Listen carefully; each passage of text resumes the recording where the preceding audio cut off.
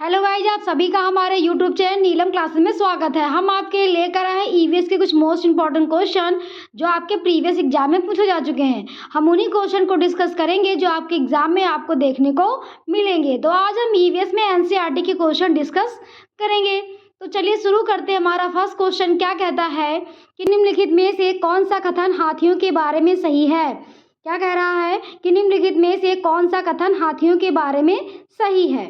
अभिकथन यानी कि एजर्सन क्या कहता है कि हाथियों के झुंड में केवल मादा हाथी और उनके बच्चे होते हैं। क्या कह रहा है कि एजर्सन की अभिकथन की हाथियों के झुंड में केवल मादा हाथी और उनके बच्चे होते हैं। तो ये हमारा करेक्ट हो जाएगा, क्योंकि क्या होता है कि झुंड में मादा हाथी और उनके बच्चे होते हैं।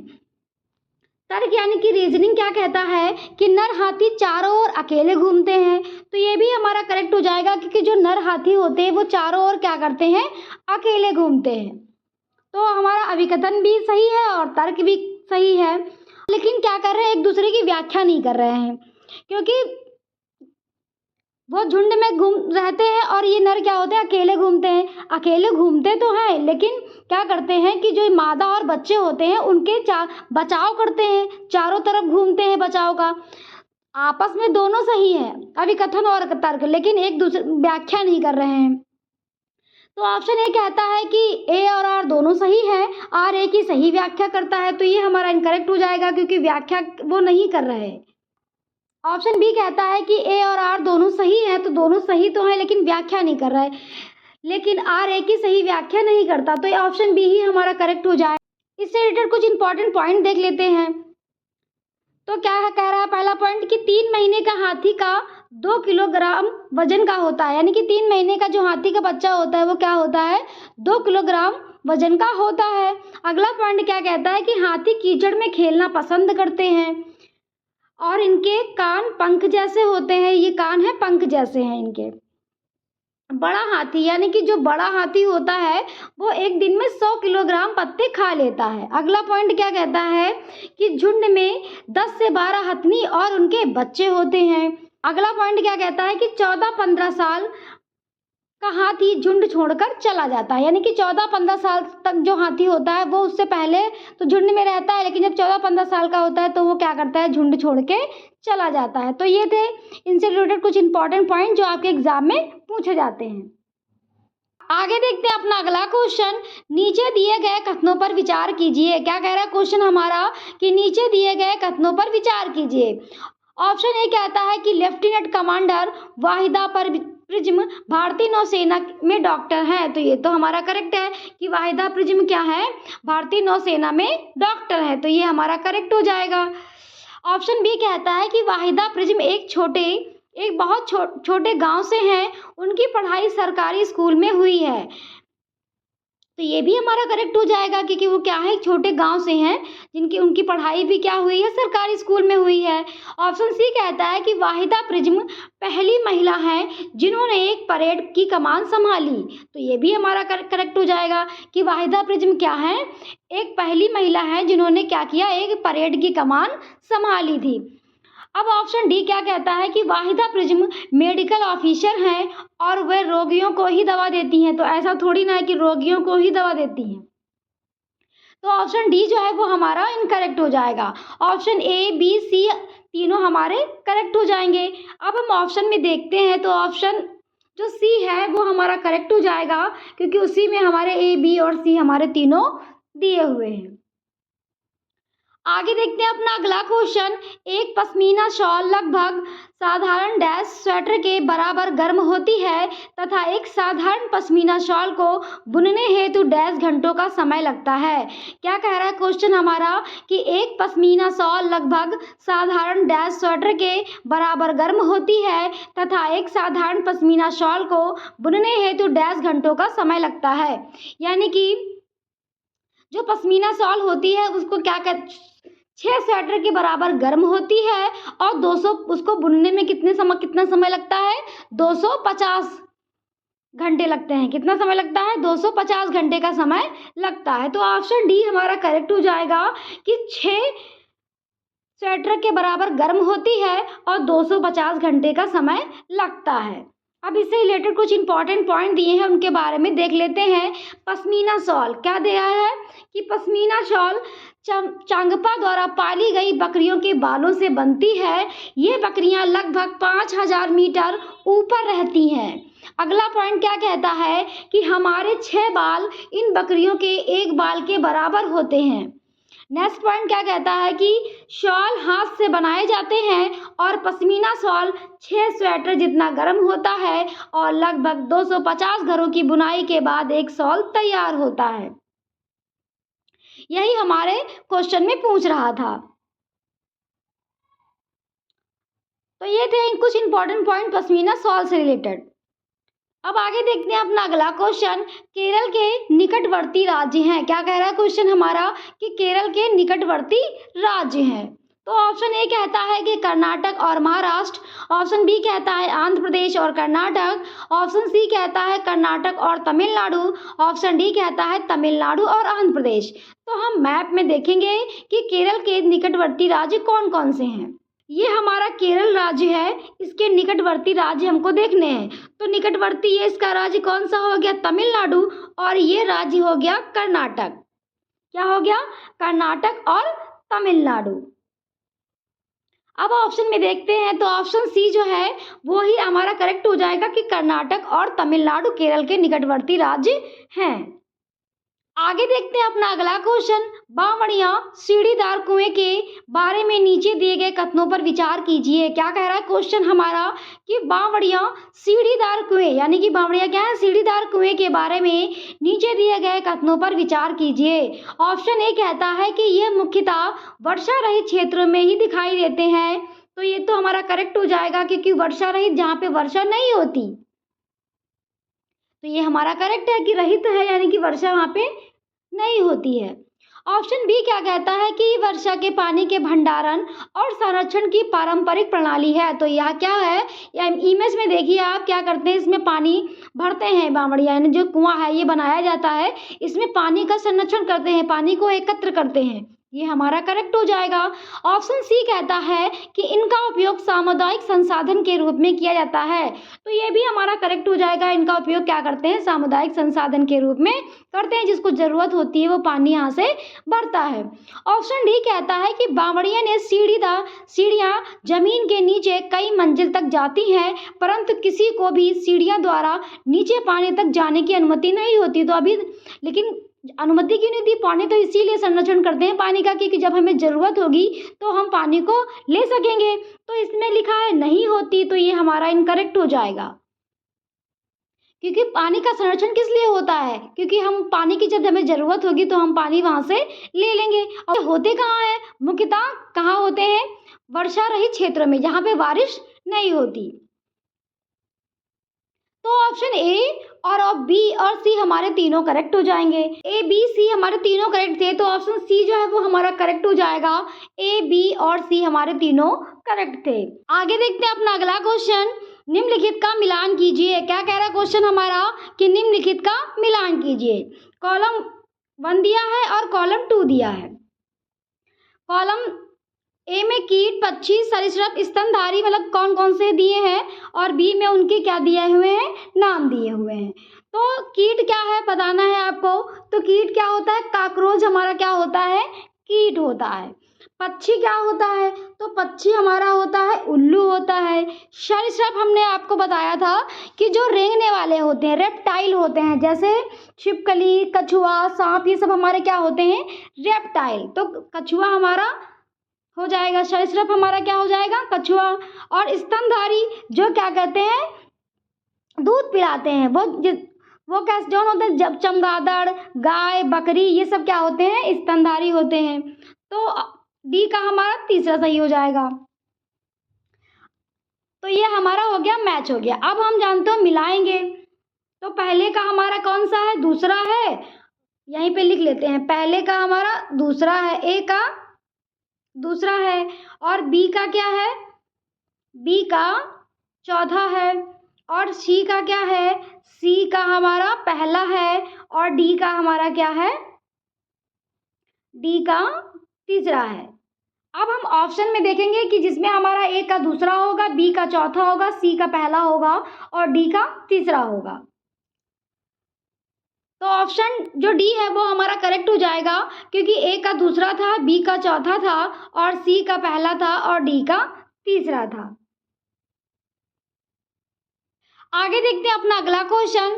मान लीजिए आप मध्य प्रदेश में हैं, इस राज्य के सापेक्ष किस दिशा में हमारे देश में सर्वाधिक जंगल हैं? क्या कह रहा है क्वेश्चन हमारा कि मान लीजिए आप मध्य प्रदेश में हैं, इस राज्य के सापेक्ष किस दिशा में हमारे देश में सर्वाधिक जंगल है। तो मैप में देखेंगे, ये हमारा मैप है। मैप में क्या है कि मध्य प्रदेश, ये हमारा मध्य प्रदेश है।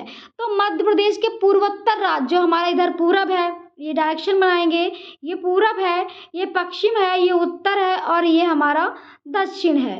तो जो मध्य प्रदेश के जो पूर्वोत्तर राज्य इधर जैसे असम है और ये सिक्किम वगैरह है, ये सब इधर क्या है, यहाँ पे क्या है, वन ज़्यादा है। तो क्या हो जाएगा, हमारा ऊपर से हमारा इधर उत्तर है और ये हमारा पूरब है, तो क्या हो जाएगा, उत्तर पूरब हो जाएंगे। सर्वाधिक वन कहाँ है, उत्तर पूरब में। दिशा वगैरह कुछ पूछी नहीं थी, पूछा था कि हमारे देश में सर्वाधिक जंगल कहाँ है, मध्य प्रदेश के। तो भाई उत्तर पूर्व में ही ऑप्शन बी हमारा करेक्ट हो जाएगा। कहाँ है, उत्तर पूर्व में। आगे देखते हैं अपना अगला क्वेश्चन। राजस्थान का पारंपरिक नृत्य जिसमें घूंघट वाली महिला नृत्यंगनाएं सिर पर 7 से 9 पीतल के घड़े को संभालती हैं कहलाता है। क्या कह रहा है क्वेश्चन हमारा कि राजस्थान का पारंपरिक नृत्य जिसमें घूंघट वाली महिला नृत्यंगनाएं सिर पर 7 से 9 पीतल के घड़े को संभालती हैं कहलाता है। तो इमेज में जैसा कि आप देख रहे हैं कि क्या है, महिला है, वो कितने घड़े रखे हुए हैं, 7 से 9 पीतल के घड़े ये रखे हुए हैं। तो वही हमारा क्वेश्चन कह रहा है कि नृत्य क्या है। तो ऑप्शन ए कहता है कालबेलिया, ऑप्शन बी कहता है कथक, ऑप्शन सी कहता है तेरा थाली और ऑप्शन डी कहता है भवई। तो इस नृत्य को क्या कहते हैं, भवई नृत्य, जहाँ पर पीतल के घड़ों को सर पर लेकर नृत्य होता है। जहाँ पर पीतल के घड़े को लेकर नृत्य करती हैं। कौन सा नृत्य है हमारा, भवई नृत्य। आगे देखते हैं अपना अगला क्वेश्चन। निम्नलिखित कथनों को ध्यान से पढ़िए। क्या कह रहा क्वेश्चन हमारा कि निम्नलिखित कथनों को ध्यान से पढ़िए। कथन में क्या दिया हुआ है कि कथन ये कहता है कि ईवीएस पाठ्यक्रम को 6 थीमों में बांटा गया है। तो पहले हम ईवीएस की थीम्स देखेंगे कौन कौन सी होती हैं। 6 थीम, ये हमारी ईवीएस की 6 थीम है। कौन क्या है, ईवीएस की थीम है। पहली क्या है, परिवार एवं मित्र। परिवार एवं मित्र के अंतर्गत हमारी ये 6 थीम आती हैं। मतलब ईवीएस की कुल थीम 6 थीम है और परिवार एवं मित्र की जो पहली थीम है उसके अंतर्गत है संबंध, कार्य, खेल, पशु और पौधे, ये इसके अंतर्गत आती हैं। दूसरी क्या है हमारी, भोजन, आश्रय, जल, यात्रा, हम चीज़ें जो सोचते हैं और करते हैं। ये 6 थीमें हमारे पर्यावरण में दी गई हैं ईवीएस में। अब हम क्वेश्चन देखेंगे। तो क्वेश्चन में क्या कह रहा था कि कथन ए क्या कह रहा था कि ईवीएस पाठ्यक्रम 6 थीमों में बांटा गया है। तो ये तो सही है। आगे क्या कहता है कि पानी, आपसी संबंध, तो आपसी संबंध ये तो हमारी उप थीम है, अभी हमने बताया। भोजन क्या है, भोजन हमारा सही होगा। यातायात, तो यातायात नहीं है, यात्रा हमारी थीम है, ये भी हमारा इनकरेक्ट हो जाएगा। अगला क्या कहता है, आवास, तो आवास है। और वस्तुएं हम कैसे करते हैं, वस्तुएं हम कैसे नहीं करते, वस्तुएं हम कैसे बनाते हैं, जो सोचते हैं वो कैसे करते हैं, ये है। तो ये भी इनका, तो ये जो हमारा हो जाएगा कथन ये हमारा इनकरेक्ट हो जाएगा। कथन बी क्या कहता है कि ईवीएस के थीम बच्चों के जीवन के बहुत करीब होते हैं। तो ये हमारा करेक्ट हो जाएगा, क्योंकि जो ईवीएस की जो 6 थीमें हैं, परिवार में मित्र, भाई परिवार मित्र के बीच में रहता है, भोजन वो खाता है, मकान में रहता है, जल पीता है, यात्राएं करता है और चीज़ें जो सोचते हैं और बनाते हैं ये तो वो करता है। इन सब चीज़ों से वो क्या है, करीब है ना, क्या हो जाएगा, करेक्ट हो जाएगा। ऑप्शन ए क्या कहता है कि पहला सही है एवं दूसरा गलत है। तो दूसरा सही है ना, तो ये तो हमारा इनकरेक्ट हो जाएगा। कथन ऑप्शन बी क्या कहता है, कथन ए गलत है एवं कथन गलत है एवं कथन दूसरा सही है। तो ऑप्शन बी ही हमारा करेक्ट हो जाएगा, क्योंकि कथन हमारा क्या पहला गलत है और दूसरा सही है। आगे देखते हैं अपना अगला क्वेश्चन। पौधे के निम्नलिखित मुख्य कार्यों पर विचार कीजिए। क्या कह रहा है क्वेश्चन हमारा कि पौधे के निम्नलिखित मुख्य कार्यों पर विचार कीजिए। ऑप्शन ए कहता है कि भोजन का उत्पादन और भंडारण करना। तो पौधे भंडारण नहीं करते, ये हमारा इनकरेक्ट हो जाएगा। ऑप्शन बी कहता है कि पौधे को शक्ति और सहारा देते हैं, तो ये हमारा करेक्ट है। ऑप्शन सी कहता है कि पौधे के अन्य भागों को जड़ों से जल और खनिज का स्थानांतरण करते हैं, तो ये भी हमारा करेक्ट हो जाएगा। तो ऑप्शन बी और सी जो है वो हमारा करेक्ट हो जाएगा। अब हम ऑप्शन में देखते हैं, तो ऑप्शन ए कहता है केवल बी और सी, तो बी और सी ही हमारे करेक्ट थे, तो ऑप्शन ए हमारा करेक्ट हो जाएगा।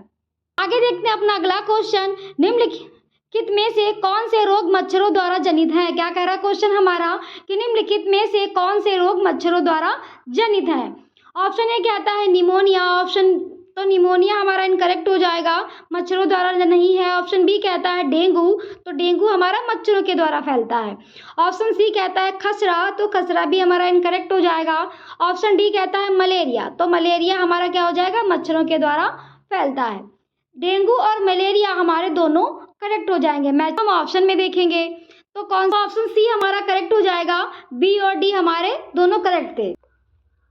आगे देखते हैं अपना अगला क्वेश्चन, कक्षा 4 में पाठ भोजन साथ करना में बोरा एक सामान्य किस्म है। क्या कह रहा है क्वेश्चन हमारा, कक्षा 4 में पाठ भोजन साथ करना में बोरा एक सामान्य किस्म है। बोरा क्या है, तो बोरा क्या है, चावल की सामान्य किस्म है। ऑप्शन ए कहता है गेहूं, ऑप्शन बी कहता है फल की, ऑप्शन सी कहता है सब्जी की और ऑप्शन डी कहता है धान की। तो ऑप्शन डी हमारा करेक्ट हो जाएगा, क्योंकि बोरा क्या है, चावल की धान की फसल है जो असम में होती है। कहाँ होती है, असम में। और असम में एक नृत्य होता है, उसका नाम क्या है, बिहू। क्या है, असम में एक बोरा जो ये पढ़ा जाता है चावल, ये कहाँ पाया जाता है, असम में। और एक जो इसका नृत्य होता है असम में, वो कौन सा है फेमस नृत्य, बिहू। आगे देखते हैं अपना अगला क्वेश्चन, सरिता को ऐसा रोग हुआ जिसमें व्यक्ति का गला फूल जाता है, यह हमारे शरीर में एक खनिज की कमी को बताता है, यह हमें मुख्य रूप से समुद्री जीव जंतुओं से मिलता है, उस खनिज का नाम बताइए जिसकी कमी से यह रोग होता है। क्या कह रहा है क्वेश्चन हमारा कि सरिता को ऐसा रोग हुआ जिसमें व्यक्ति का गला फूल जाता है, यह हमारे शरीर में खनिज की कमी को बताता है, यह हमें मुख्य रूप से समुद्री जीव जंतुओं से मिलता है, उस खनिज का नाम बताइए जिसकी कमी से यह रोग होता है। क्या कह रहा है कि जो सरिता है उनको ऐसा रोग हुआ जिसमें उनका व्यक्ति का गला फूल गया और उसके शरीर में क्या हुई, खनिज की कमी हो गई। और यह मिलता कहाँ है, तो यह मिलता है समुद्री जीव जंतुओं से। उस खनिज का नाम बताइए जिसकी कमी से यह रोग होता है। ऑप्शन ए जो है वो हमारा क्या हो जाएगा, करेक्ट हो जाएगा, आयोडीन। ये देखते हैं अपना अगला क्वेश्चन, डायरेक्शन का क्वेश्चन दिया हुआ है, उसे सॉल्व करना है। क्या दिया हुआ है, आपका घर एक्स पर स्थित है। कहाँ घर हमारा स्थित है, एक्स पर भाई स्थित है। फिर आगे क्या कहता है कि और बुक शॉप वाई पर स्थित है, तो अभी पता नहीं कि वाई कहाँ पे है। और आगे क्या कहता है, यदि आपका घर बाजार में होता, बाजार के ठीक सामने है, बीच में व्यस्त राजमार्ग है जिस पर शोध लगे हुए हैं। यानी कि क्या है, घर बाजार के ठीक सामने तो है लेकिन घुमा घुमा के आपको जाना है, ये यहाँ पे कह रहा है। बीच में क्या है, व्यस्त राजमार्ग है, यानी कि घूम कर आपको जाना है, के कारण आप सीधे नहीं जा सकते। क्या है, व्यस्त जो राजमार्ग है, जो रोड है वो व्यस्त है, इसलिए आप नहीं जा सकते। अब आगे क्या कहता है कि आप पहले ठीक उत्तर में 100 मीटर जाएंगे, तो यहाँ पे हम डायरेक्शन बनाएंगे। ये हमारा पूरब होता है और इधर क्या होता है, ये हमारा उत्तर होता है और ये दक्षिण होता है और ये क्या होता है, हमारा पश्चिम होता है। अब क्या कह रहा है कि ऊपर यानी कि 100 मीटर जाएंगे, तो यहाँ कितने मीटर गए, 100 मीटर गए। फिर क्या कहता है आगे, ऊपर की ओर उत्तर की तरफ ना 100 मीटर गए। फिर कहता है फिर ठीक पश्चिम में 50 मीटर गए, लंबा जेब्रा क्रॉसिंग पार करते हैं। क्या कर रहा है कि जब ठीक पश्चिम में आप जाएंगे तो 50 मीटर लंबा जेब्रा क्रॉसिंग पार करेंगे, तो पश्चिम इधर ही था हमारा, तो इधर जाएंगे तो 50 मीटर क्या करेंगे, 50 मीटर भाई पार करेंगे जेब्रा क्रॉसिंग को हम लोग।